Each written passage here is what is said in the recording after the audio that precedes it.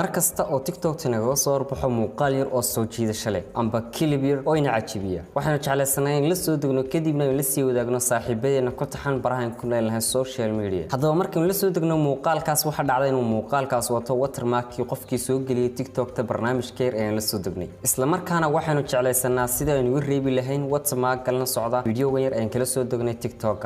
ولو كان انتل صارنبا ايمو جريره hadaba maanta cashirkeenan xiisaha leh waxaanu ku baran doonaa sidii aad watermark uga reebi lahayd muuqaalada aynu kala soo degno TikTok-ta si aad ula sii wadaagtid saaxiibada kale ee ku taxan meelaha aad ku leedahay social media waxa macquul ah inuu qof kasta oo TikTok-ta isticmaala amba TikTok-ta daawada uu isweydiiyo sidii uu baran lahaa sidii uu muuqaalada ula soo TikTok-ta uga reebi lahaa watermark soo muuqaalka isaguna dib u sii faafiyo fadlan haday timankii ugu horseed kanaalka soo booqotid subscribe garee kana mid noqo saaxiibada ku taxan halkan ee kana faa'iido casharadan soo gelino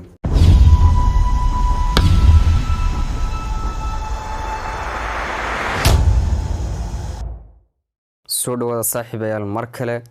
maanta cashirkeen wuxuu noqon doonaa sideen hore u soo sheegnay sidii aynu TikTok uga soo degi lahayn muuqaal bilaa watermark oo aan wadan loogada yar TikTok-ta amba qofka soo dhigay qoraalkiisa ee dhaxal cararta muuqaalka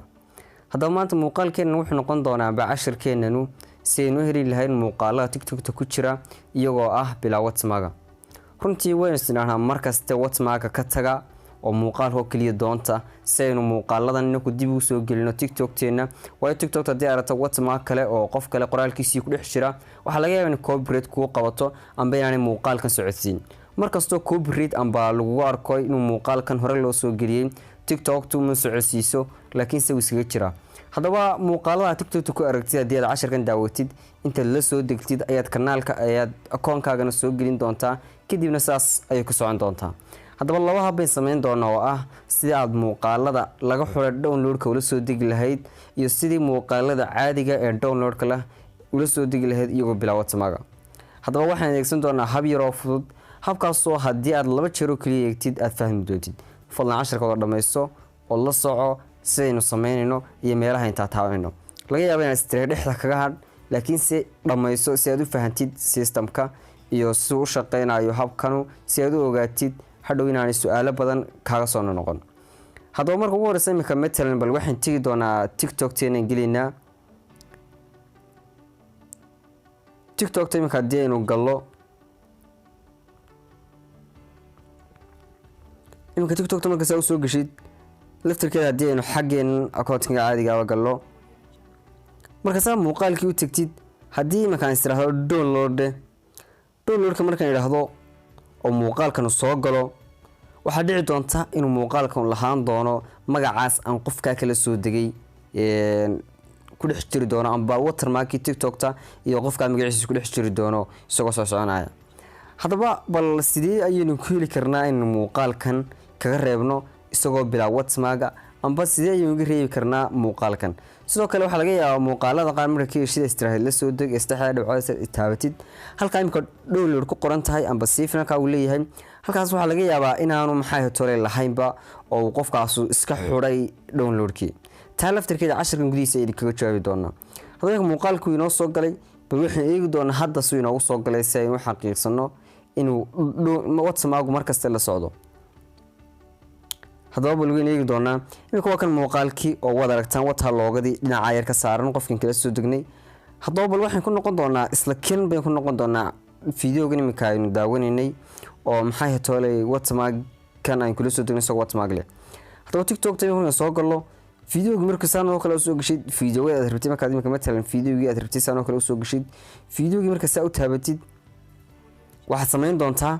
saxaad dhawcad waa taaban doontaa hadaba saxaad dhawcad marka taabatid meel kale taaban maysid waxaad sameyn doontaa hay ku qoran tahay copy link ayaa taaban doontaa copy link marka taabatid waxaad iman doontaa Chrome-ka moolka kugu jira amba browser kasta oo moolka kugu jira hadaba waxa jira abab la adeegso laakiin se hadii aad ka waasaysan application wax la soo degtid sidan ayaa kaaga fiican hadii aad u baahantahay laftirkeeda abka waan ku soo dhigi doonaa amba cashar ku soo diyaarin doonaa amba abka waa idin soo dhigi doonaa Telegram-ka hadaba halka waxaad ku qori doontaa browser-ka amba Google-ka meelaha wax ka search gareynaysid laba mid waad ku qori kartaa midka hore waxa weeyaan Snaptik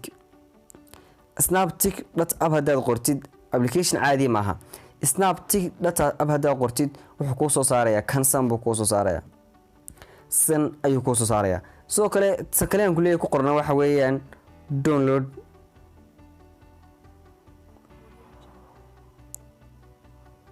TikTok videos bad qoraysaa.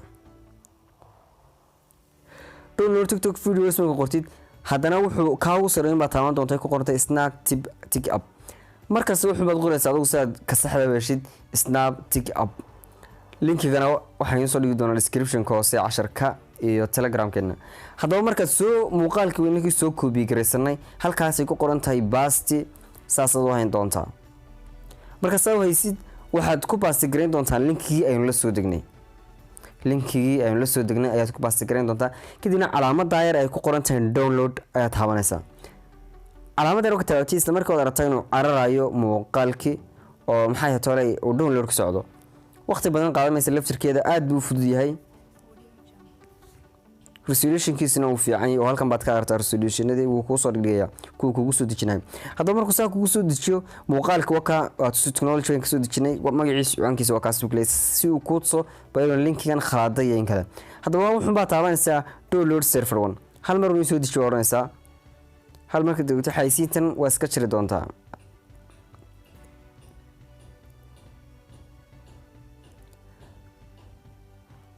haddaba imika wakaas download file buu kuleeyahay uu soo galay buu kuleeyahay. bal waxaan toogi doonaa xaggii iyo gallery-gii. marka gallery-ga soo gallo uu socdaa. marka gallery-ga soo gallo xaggan muuqaaladeena caadiga ayuu inoo soo istaagi doonaa. kadibna waxaan arki doonaa muuqaalku isagoo aan lahayn wax watermark oo ah sidii caadigayd oo imika haddii aan meel kale soo geliyo lama qabsanayo. hadda uu soo galay waxaad dhigi doontaa xagga videoska. dansan soo weyneeyo labadii muuqaal imika waa kan xiga waana isku hal muuqaal. haddaba imika waad aragtaa in hadda anigu moolkaygu sameeyay xitaa buller ma laha waa resolution-kiisa aad u fiican yahay. muuqaalkii waa kan wax ma laha watermark balay markii hore aan TikTok kala soo degayna. marka TikTok kala soo degay shucaaba ku jira maxay tahay resolution-kiisa uu hooseeyaa oo markan ayaa ka qurux badan. markan waxa moodaa inuu yahay sidii maxay tahay lagu soo galiyay. runtii waad arki kartaa farqiga u dhaxeeya oo inaan isku dhaweyn. haddaba bal waxaan eegi doonaa su'aasha kale ah qofka iska xuray downloading-ka sidee ayaan la soo degi karaa muuqaaladiisa amba maxay tahay muuqaaladiisa kula soo degi karaa TikTok. haddaba marka soo gashay TikTok-ta waxaa jira dad badan oo iska xuray muuqaaladooda maxay tahay TikTok-ta inaan la daawan amba inaan la degin. imika kan uu leeyahay adoo hadal dhamaan halkaas download-ka ma laha kuma jirto oo maxaa tahay share link adigu waxa ku soo baxaya. kadibna asagoo kale wax baad sameynaysaa copy link baad taabanaysaa.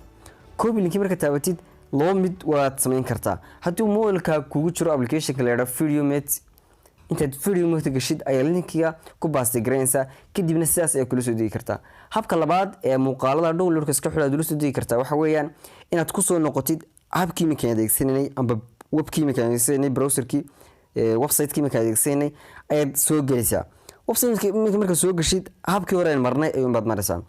paste waad oranaysaa. paste marka tiraahid sidii hore ayuu baad la soo degaysaa. muuqaalkii qofkii ka xidhnaa maxay tahay watermark isagoo bilaawad wixii qofkii ka xidhnaa download-ku isagoo bilaawad samaaga waana ku soo gelin kartaa waana caadi dibna TikTok oo soo gelin kartaa wax copyright ma laha. haddii aad copyright ka baqdid codkun baad ka bedeli kartaa kadibna TikTok muuqaal cusub ayay qoonsan doontaa.